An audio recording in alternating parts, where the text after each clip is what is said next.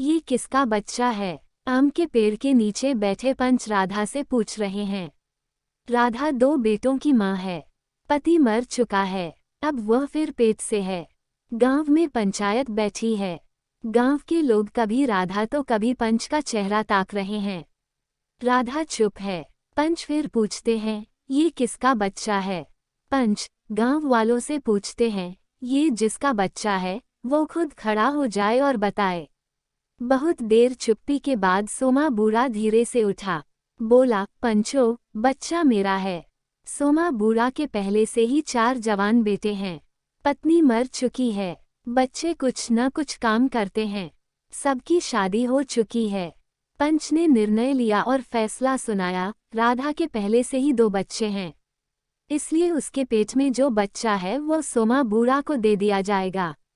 पर औरत उसके पास नहीं रहेगी, वो अपने घर में अपने बच्चों के साथ रहेगी। सोमा बच्चा पाकर खुश था। उसे राधा की चिंता हुई।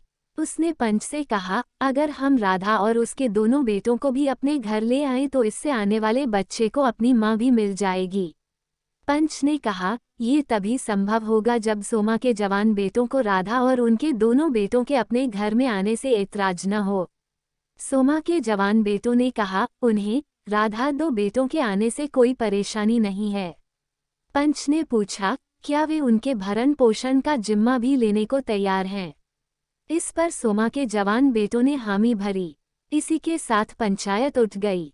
पंच के निर्णय के मुताबिक गर्भवती राधा अपने दोनों बेटों को लेकर सोमा के घर आ गई।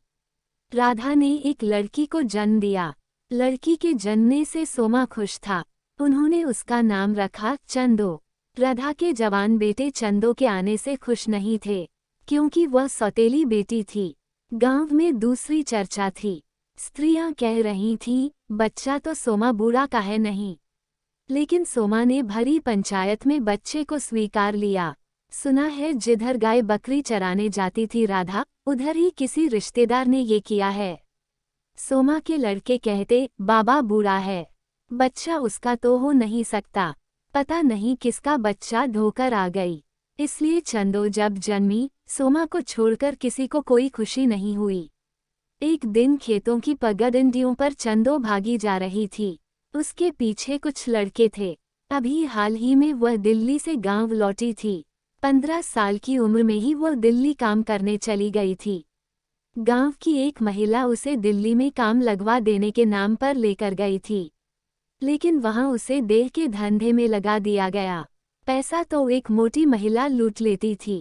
कहती थी, घर जाते समय लेते जाना अपना सारा पैसा। एक दिन वहां से चंदो भाग निकली। लौटकर जब गांव आई तो दिल्ली में ही अपने अनचाहे बच्चे को गिराकर लौटी, ताकि गांव वालों के तानों से बच सके। लेकिन उड़ती खबर पहुंच ही जाती है गांव। उसके भाइयों ने कभी उसे अपनी बहन नहीं माना।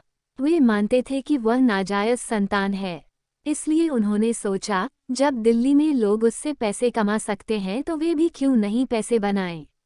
वे किसी आदमी से उसका सौदा तय कर चुके थे। उसे उस दिन बेचने ले जाने वाले थे। आधे रास्ते से चंदो उनको चकमा देकर भाग निकली थी।